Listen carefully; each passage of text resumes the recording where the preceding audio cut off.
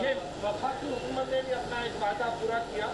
वज़ीर आज़म ने कहा था कि जब मैं इक़्तिदार में आऊँगा तो जरदारी साहब को नहीं छोड़ूंगा, तो ये वादा पूरा किया। उन्होंने ये कहा था कि वो नवाज शरीफ को नहीं छोड़ेंगे, उन्होंने ये वादा भी पूरा किया।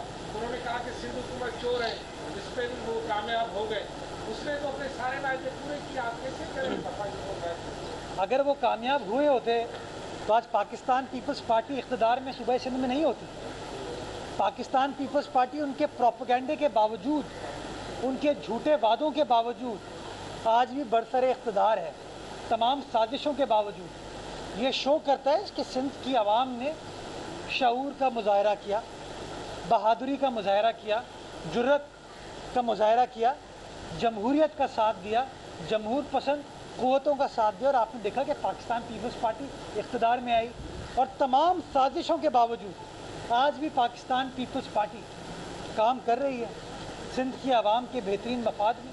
और जैसा कि हम कहते हैं कि सिंध की मईशत जो है वो पाकिस्तान की मईशत को चलाती है, तो अगर आज वज़ीर आज़म कहते हैं कि मईशत मजबूत हो रही है तो सनतें तो यहाँ सूबाई सिंध में है, सूबाई सिंध के दारुल हुकूमत कराची में है, हैदराबाद में है, कोटरी में है, सक्खर में है, जामशोरों के एरिया में है। तो ये शो करता है कि उनका प्रोपेगेंडा फेल हुआ और जो हमारी जिद्दोजहद थी वो कामयाब हुई। उन्होंने कहा मैं नवाज शरीफ को नहीं छोड़ूंगा, तो अभी तो वो खुद कह रहे हैं कि हमने छोड़ दिया नवाज शरीफ को, क्योंकि नवाज शरीफ साहब यहाँ पर नहीं है। हमें तो उन्होंने कोई रिलीफ नहीं दी, हम तो अदालत से अपने केसेस से बेल मिली और हमारी क़यादत ने जेल काटी, चाहे वो आसिफ जरदारी साहब हो, चाहे वो फरियाल तालपुर साहिबा हों। दोनों लीडरान जेल गए, अडियाला जेल गए और फिर अदालत से उनको इंसाफ मिला, अदालत से उनको रिलीफ मिली। आज भी वज़ीर आला सिंध जो कि सिंध का मुंतखब नुमाइंदा है, कॉन्स्टिट्यूशनल चीफ एग्जीक्यूटिव है, आज भी वो इस्लामाबाद नैब की पेशियाँ काटता है। क्यों? क्योंकि वज़ीर आला सिंध ने कराची शहर को बिजली और सस्ती बिजली प्रोवाइड करने के लिए नूरियाबाद पावर कंपनी का प्रोजेक्ट इस्टेब्लिश किया, जो कि सबसे सस्ती बिजली कराची को प्रोवाइड कर रहा है। और वो बिजली कराची को फ़ायदा दे रही है और वो कंपनी प्रॉफिट कमा के सूबा सिंध को फ़ायदा दे रही है, क्योंकि सिंध हुकूमत उसकी बेनिफिशरी, हम उसके शेयर होल्डर हैं। हम तो वो सूबा हैं जिसने थर कोल खुद बनाया, वफाक ने दिलचस्पी नहीं ली। आपको याद होगा कि 11 अप्रैल 2019 को जब नेशनल ग्रिड में 600 मेगावाट बिजली थर के कोयले से ऐड हुई तो वहाँ पर आपको वज़ीर आज़म नज़र नहीं आया, गवर्नर नज़र नहीं आया, सदर मुमलिकत नज़र नहीं आया, वफाकी वज़ीर तवानाई नज़र नहीं आया। अगर नज़र आया तो chairman Peoples Party Bilawal Bhutto Zardari नज़र आया। अगर नज़र आया तो वज़ीर आला सिंध आपको नज़र आया। और आपने देखा कि मंसूबे सक्सेस स्टोरी हैं जो कि दुनिया के किसी हिस्सों में इनको सेलिब्रेट किया जाता, लेकिन चूँकि बुग़्ज़ पीपल्स पार्टी है, बुग़्ज़ बिलावल भुट्टो जरदारी है, तो इसलिए वफाकी हुकूमत अपनी तरजीहात में ना इन प्रोजेक्ट्स को रखती है और ना हमारे सूबे को अनफॉर्चुनेटली रखती है। फिर सब ये बता दें कि गुज़श्ता दिनों कौमी असम्बली में जो एक दूसरे के खिलाफ गंदी और गली ज़बान इस्तेमाल किया गया और वफाकी वज़रा की जो बचकाना हरकतें वो पूरे पाकिस्तान पर के पूरी दुनिया में नज़र आ रही हैं। कल जो बलूचिस्तान असम्बली में जो पुलिस गर्जी हुई है, तो ये सारा मामला के शऊरी तौर पर पार्लियामेंट की बेतौकीनी के हवाले से किया जा रहा है। कहाँ मतलब जमहूरियत को इससे किस हद तक नुकसान होगा और इस अमल को किस हद तक नुकसान होगा, क्या कहेंगे सवाल? इसी में एक ऐड कर लीजिए कि गुज़श्ता रोज़ सरदारी ने हुकूमत को तारीफ की है कि उनकी दारुल-ए-हुकूमत में 1 लाख गदों का इजाफा हुआ है। ये 1 लाख गदें कराची के भी शामिल है उसमें या उनके साथ ही ज्यादती हुई है? मैं बड़ा आपने अहम सवाल किया। मैं समझता हूँ ये सारा जो अमल था वो अफसोसनाक है, वो तशवीशनाक है। लम्हे फ़िक्र यह है कि जो लोग पार्लियामान की बालादस्ती की बात करते थे, जो कौमी असम्बली या पार्लियामान की तौक़ीर की बात करते थे, जो कानून की हुक्मरानी या आवाम की हुक्मरानी की बात करते थे, वो डेस्कों पे खड़े होकर चीज़ें फेंक रहे हैं, पेंसिलें फेंक रहे हैं, ताने कस रहे हैं, एक दूसरे को मुग़ल्लिज़ात, ऑब्जेक्शनेबल गैर पार्लिमानी ज़बान इस्तेमाल कर रहे हैं। और मैं समझता हूँ कि किसी भी सिस्टम में सबसे बड़ा स्टेक जो होता है वो हुकूमत का होता है। आपने आज तक नहीं देखा होगा, आज तक आपने नहीं देखा होगा कि कोई सियासी जमात जो कि हुकूमत में है, जिसकी पार्लियामान में मेजॉरिटी है, जो अपने आप को बड़ी मजबूत ताकतवर हुकूमत कहती है, वो एक नन्ही सी ऑपोजिशन से परेशान होती है और हुकूमत डेस्क बजा रही है। माजी में हम सुनते थे कि हुकूमत के अराकीन डेस्क तब बजाते थे जब वज़ीर आज़म ऐवान में आता था, जब हुकूमत कोई अच्छी परफॉर्मेंस देती थी। अब चूँकि ना वज़ीर आज़म ऐवान में आता है, ना ये कोई अच्छी परफॉर्मेंस देते हैं, तो डेस्क बजाने का काम तो ये कर नहीं पा रहे। तो उन्होंने कहा कैसे? तो उन्होंने कहा ठीक है जी, ऑपोजिशन को हम बात नहीं करने देंगे। मैं समझता हूँ इतना जिगर आपके अंदर होना चाहिए। जब आप लोगों को ताने मारते हैं, जब लोगों को आप झूठे सियासी मुकदमात का निशाना बनाते हैं, तो आपके अंदर इतना हौसला होना चाहिए कि अगर ऑपोजिशन के लीडरान आपकी पॉलिसीज़ को क्रिटिसाइज़ कर रहे हैं तो आप वो सुन लें। कल आपने देखा कि chairman Peoples Party Bilawal Bhutto Zardari साहब ने floor of the National Assembly पर क्या बात की। उन्होंने बात की अवामी इशूज़ की, उन्होंने बात की गुर्बत की, महंगाई की, भूख की, अफलास की, बेरोज़गारी की। बजाय इसके कि बिलावल भुट्टो जरदारी साहब ने जो सवालात उठाए थे, जो हुकूमत को उसकी गलत पॉलिसीज़ का आईना दिखाया था, बजाय इसके उसका जवाब देते हक़ाइक़ पर मबनी, उन्होंने जवाब क्या दिया?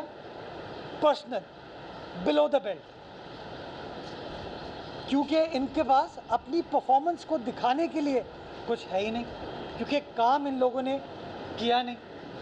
अगर बिलावल भुट्टो जरदारी साहब ने ये कहा कि इमरान खान साहब के इक़्तिदार में गधों की तादाद बढ़ गई है, तो ये आपका इकोनॉमिक सर्वे कह रहे हैं ना। मतलब आप खुद अपनी आपके दस्तावेज़ात कहते हैं कि 1 लाख गालिबन गधों की आबादी में इजाफा हुआ है, तो हम तो बार बार ये कहते रहे हैं कि पीटीआई की हुकूमत में सिर्फ ये हुआ है, बाकी तो आपने बेड़ा गर्क किया है। तो हम जो सवालात उठा रहे हैं उन सवालात का जवाब दें, लेकिन जवाब धौंस के ज़रिए नहीं, मारधार के ज़रिए नहीं, चीख के ज़रिए नहीं, आर्ग्यूमेंट के साथ, लॉजिक के साथ। इतना हौसला आपके अंदर होना चाहिए। साहब, ये एम्पायर में बाप पार्टी बनाई थी, कल बाप पार्टी के बेटों ने बाप के खिलाफ नारे भी लगाए और एक ये भी फुटेज आई कि बाप के सरबराह को कुछ जूता भी लगा और उसके बाद ये कि असेंबली को ताले भी लग गए। क्या बाप इसलिए बनाया गया था कि सूबे की असेंबली को ताले लगे? मैंने पहले आपको बताया कि तमाम चीज़ें जो है ये पार्लियामान की बेतौकीरी के मुतरादिफ हैं। ये गलत है, ये नहीं होनी चाहिए और इनको जितना कंडेम किया जाए वो कम होगा।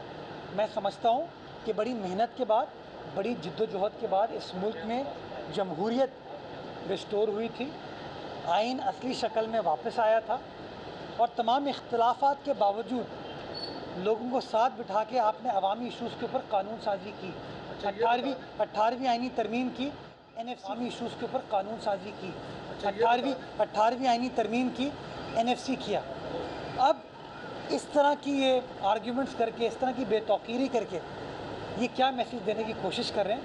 मैं समझता हूँ हम सबको शऊर का मुजाहरा करते हुए, तदब्बुर का मुजाहरा करते हुए, एक दूसरे का आपसी एहतराम जारी रखते हुए मसाइल के ऊपर बात करनी चाहिए और मसाइल को हल करना चाहिए। ये धौंस की जो पॉलिसी है गलत है, जो गालम गलोच की सियासत है गलत है, ये नहीं होना चाहिए। अच्छा, एमपीएम की तरफ से कल भी इल्ज़ामात लगाए गए आपकी तरफ कि शहरी इलाकों को नज़रअंदाज और बजट को जो है उन्होंने मुस्तरद किया, तो ये क्या हो रहा है? आप शहरी इलाकों को क्यों नज़रअंदाज कर रहे हैं? ये बात वो कर रहे हैं जिन्होंने शहर को नज़रअंदाज किया, जिन लोगों को इस शहर ने इतनी इज्जत दी, इतनी ताकत दी, उन्होंने शहर में क्या किया आप सबके सामने है। आज जो हम सब भुगत रहे हैं कि एक आम आदमी उससे मुतासर हो रहा है कि बिल्डिंग गिरा दो, घर गिरा दो, दुकान गिरा दो। ये तमाम चीज़ों का प्रोसेस तो इनके दौर में स्टार्ट हुआ जब एब्सोल्यूट पावर थी इन लोगों की। अब चूंकि इनके पास कोई और चूरन मंजन नहीं है, क्योंकि अपनी परफॉर्मेंस तो नहीं है, चूँकि पिछले 3 साल में ये कोई एक काम अपना नहीं बता सकते कराची वालों को। इन्होंने सेंसस के ऊपर बड़ी बात की कि जी सेंसस मुतनाज़ा है, कराची की हक तलफी हुई है और हम इस सेंसस को नहीं मानते। हकीकत ये है कि इन लोगों ने उसी मुतनाज़ा सेंसस जिसमें कराची की आबादी को और पूरे सिंध की आबादी को कम दिखाया गया है, उस मुतनाज़ा सेंसस को अप्रूव कराने में अपना किरदार अदा किया। इनके वज़ीर उस कमेटी के रुकन थे जिसकी सरबराही अली ज़ैदी साहब कर रहे थे, जिसमें डॉक्टर फहमीदा मिर्ज़ा भी थी। तो उसके अंदर अमीन भाई भी वफाकी वज़ीर के तौर पर मुत्तहिदा कौमी मूवमेंट की तर्जुमानी कर रहे थे। वो 2 सफ़े की आपने रिपोर्ट देखी है कि क्या उस रिपोर्ट में मुत्तहिदा कौमी मूवमेंट ने कहा है कि हम इस सेंसस को नहीं मानते, कराची की हक तलफी हो रही है, हम इसको नहीं मानते। हैदराबाद के लिए यूनिवर्सिटी का इफ्तिताह कर दिया वज़ीर आज़म के साथ, हैदराबाद वालों को ये लॉलीपॉप दी, क्या अभी तक यूनिवर्सिटी बन गई है? किसी एक बंदे को कोई नौकरी दिला पाए ये? तो चूँकि ये अपना कोई वादा पूरा नहीं कर पाए, जो वादा इन्होंने अपने वोटर से किया था, तो नेचुरली अब इस वोटर को एक बार फिर वरगलाने की कोशिश कर रहे हैं। और वो इसलिए वरगला रहे हैं कि वो वोटर अब पाकिस्तान पीपल्स पार्टी की तरफ देख रहे हैं। आप देख सकते हैं, आप प्रेस कॉन्फ्रेंसेस कवर करते हैं कि किस तरीके से चाहे PTI हो, चाहे MQM हो, चाहे नून लीग हो, उसके कारकुनान जोक दर जोक पाकिस्तान पीपल्स पार्टी का हिस्सा बन रहे हैं, बिलावल भुट्टो जरदारी के कारवां का हिस्सा बन रहे हैं। तो ये शो करता है कि MQM के पास अपना कोई अब चूरन मंजन नहीं बचा।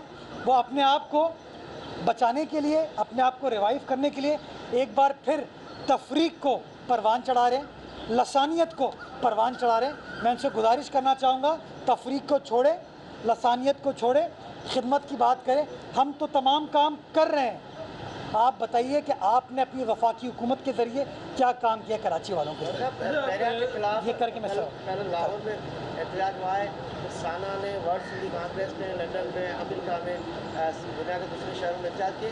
मेरा पहला सवाल है कि उनके ऊपर FIR दाखिल होगी? तीसरा ये कि जेल गिरफ्तारी के लिए जा रहे हैं सिंध के सरपरस्त। आज जैन शाह ने गिरफ्तारी पेश कर दी है और बाकी सिंध के लीडर, पॉलिटिकल लीडर जो गिरफ्तारियाँ दे रहे हैं, तो आप तैयारी में हैं? ये तमाम लोग बेरोज़गार हैं काफ़ी अर्से से। ये जितने भी कौम परस्त लीडरान हैं, इनके पास कुछ करने को तो है नहीं अब, क्योंकि हर इलेक्शन में ये रिजेक्ट हो जाते हैं। तो उन्होंने कहा चलो यार, अब अपने आप को मसरूफ़ कैसे रखें, 24 घंटे घर में तो नहीं बैठ सकते। तो अब उसके लिए तमाम प्रोसेस इन्होंने स्टार्ट किया है, ये कर लें। लेकिन बात ये है, सिंध की आवाम ने माजी में भी इनको रिजेक्ट किया है, आज भी इनको रिजेक्ट करी है। और मैं एक बार फिर वादे करना चाहूँगा कि पीपल्स पार्टी की सिंध हुकूमत हक़ एहतजाज से इख्तिलाफ़ नहीं करती। आप एहतजाज करें, लेकिन कानून के दायरे में रहकर करें, इज़्ज़त व एहतराम के दायरे में रहते रहें। अगर आप किसी की ज़ाती मिल्कियत को नुकसान पहुँचाएँगे, अगर आप मेरे पाकिस्तान के ख़िलाफ़ कोई बयानबाजी देंगे, तो वो गलत है, उसके ख़िलाफ़ कानून के मुताबिक कार्रवाई बनती है और वो कार्रवाई की जाएगी। तो मैं समझता हूँ कानूनी एतबार से जो करना चाहें करें, लेकिन अगर आप कानून शिकनी करेंगे तो कानून पर हरकत में आएगा। अच्छा, हमारे सिंध के एक नौजवान लड़का से ताल्लुक़ रखने वाले शाहनवाज दानी ने तो अपना टैलेंट शो किया और मुल्की और बैनुल-अक़वामी सतह पर अपने आप को साबित कराया। सिंध में इसी तरह का टैलेंट सूबाई हुकूमत, खेल का शोबा भी 18वीं तरमीम के बाद सूबाई हुकूमत के पास है। कोई क्रिकेट अकेडमी, कोई हॉकी अकेडमी, ये इसको शाहनवाज दानी और इन जैसे दीगर नौजवानों की कोई सपोर्ट करने का कोई इरादा रखती है? मैं समझता हूँ शाहनवाज दानी जिंदाबाद, ज़बरदस्त काम किया है। उसने सूबे का नाम रोशन किया है, उसने अपने मुल्क का नाम रोशन किया है। और शाहनवाज एक बेहतरीन मिसाल है कि जब सिंध को आप मौका देते हैं तो सिंध पाकिस्तान का नाम रोशन करता है। तो आप कह सकते हैं कि PSL के अंदर ये कारनामा हमारे सूबे से हुआ, हमारे सूबे के शहरी ने किया। और मैं समझता हूँ इस तरह के और मौके अगर हमारे लोगों को मिलेंगे, चाहे वो क्रिकेट हो या कोई और खेल हो या वैसे दूसरी चीज़ें हों, तो सिंध की आवाम अपने डिस्ट्रिक्ट का, अपने शहर का, अपने सूबे का, अपने मुल्क का नाम रोशन करेगी। मैं शाहनवाज दानी साहब को, उनके ख़ानदान को, उनके घर वालों को, उनके गांव को, उनके शहर को, उनके सूबे को मुबारकबाद पेश करना। तर्जुमान सिंध हुकूमत मुर्तज़ा वहाब कराची में मीडिया से गुफ्तगू कर रहे हैं।